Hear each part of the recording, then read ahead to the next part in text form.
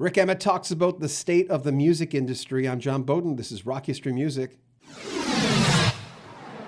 Make sure you click the bell notification, but more importantly, make sure you subscribe to our channel. We'd appreciate that. Hope you enjoy the interview. The entire thing's also available on our sister channel, Rock History Book. Here's Rik Emmett. Okay, Lori Baldazzi, tell me something that's good happening in music today. Is streaming a good thing? The demise of the power of the record label and radio. Are artists more powerful or less powerful now? There's a lot in there.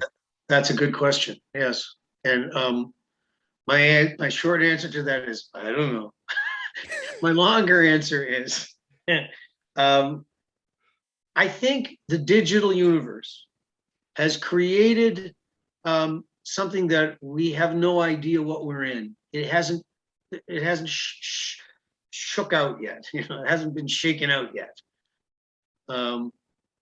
I think that it started with just the whole idea of the cell phone in your pocket can have a library of music there that's just completely portable kind of a situation, and then every laptop can be a home computer, a home studio with Pro Tools in it. So now everybody's a recording artist. So like this is available to everyone.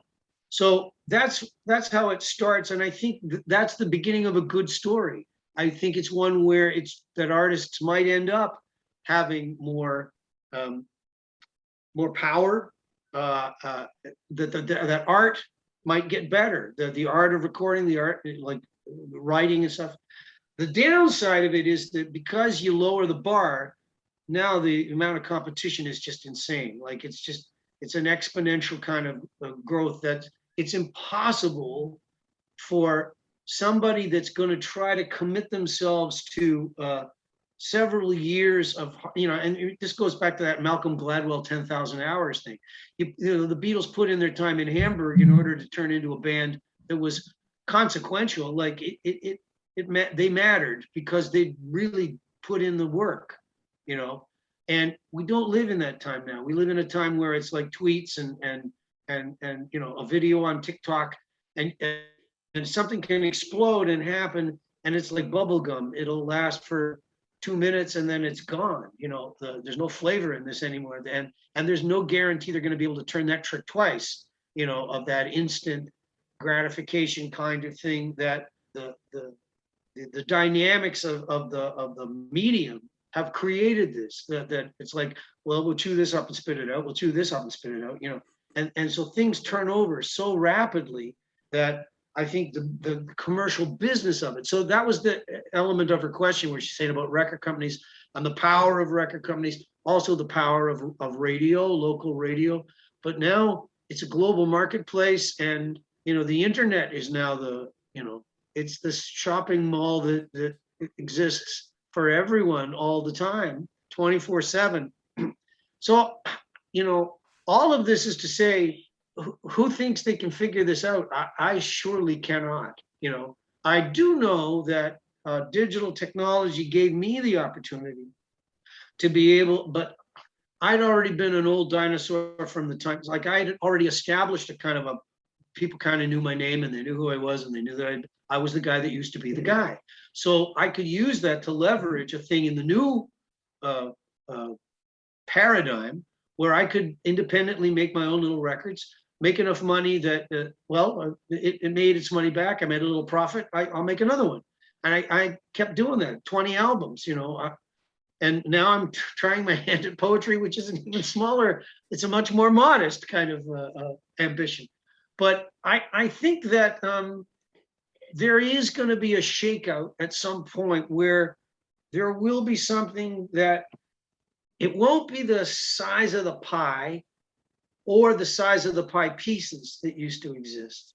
I think what will happen is everybody will have tiny little tarts and tartlets, and even those will be sliced into little demographic slices, and everybody will have to start to be satisfied with, okay, so I get a demographic slice out of that tart over there, I get a demographic slice out of this one, which is to say, and this is not different than a paradigm that existed where it was like, you make a certain amount of money from playing live gigs, you make a certain amount of money from merchandising and selling t-shirts, You make a certain amount of money from being on the radio. You make, et cetera, et cetera. Now there's going to be more and more of this kind of diversification that exists.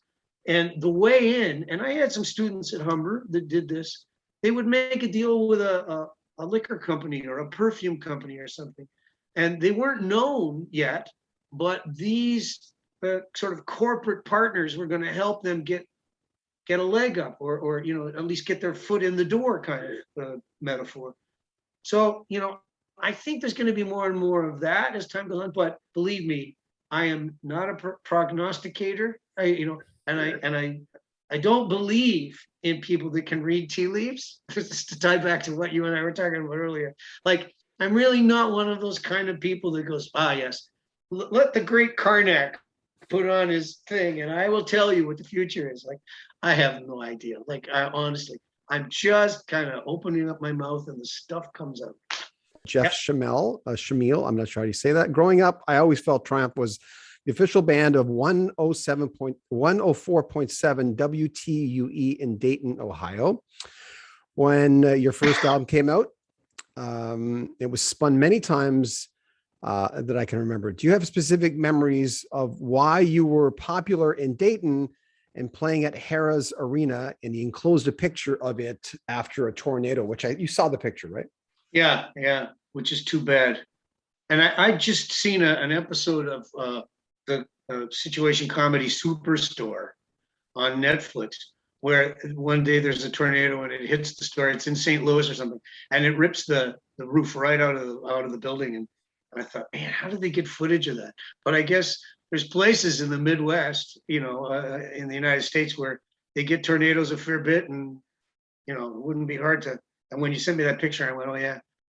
Okay, so first of all, being on the air, getting airplay in markets, a lot of it has to do with indie promo.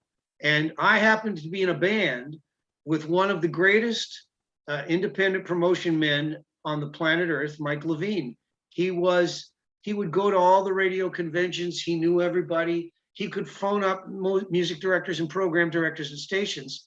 And it was first name basis. He'd go, hey, Jimmy, how's it going? And oh, hey, Mike, how are you doing? He goes, look, are you bumping up the rotation this week or what? Like, Mike would work the phones, and he would do it when a record came out. And he was more important than the guy that the record company had doing it. Like, and the record company would often throw money at these things in order to hire indie. Like, I still get an annual birthday card and Christmas card from one of the indie promo guys that we used to hire to work the records all the time.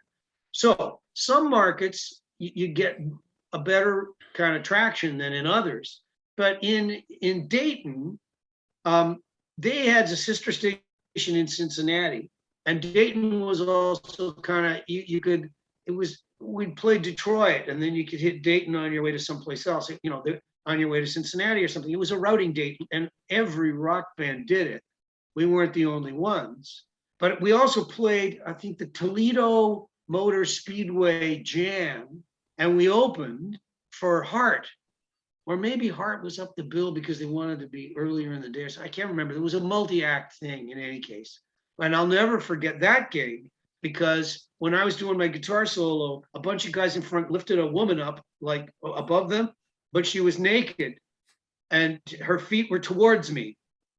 And the roadies were all yelling and screaming at me, and I was going, what? And they go, look, you gotta look. And I would look out, I went, oh, geez. All right, a little too much information there. But so Toledo sticks in my mind because of that incident. But I also remember Toledo because there was one time when we were on tour, and I can't remember which tour it was, but I'm thinking it was probably Thunder 7.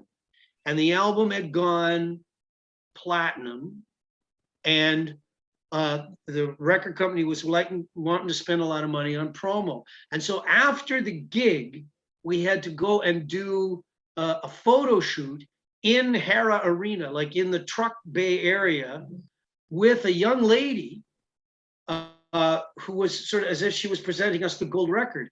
And I was, okay, I don't know why we have to do this, but okay. And she was an attractive young lady. And then all of a sudden, she took her top off, and she was topless with this gold record. And I was going like, what the hell? And they have a picture of me going like, what the hell? Like the three of us standing around her. And they got that photo into like nudie magazines, like into Wee magazine and Penthouse, and because it was a girl with cleavage and you know, there's idiot Emmett, like looking, like going like, whoa, as if I was trying to catch a look behind the gold record at whatever it was she was wearing.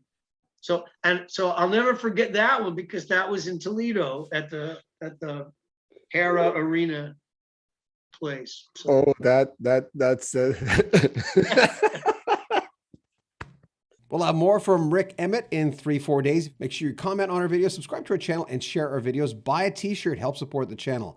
I'm John Beaudin. This is Rock History Music.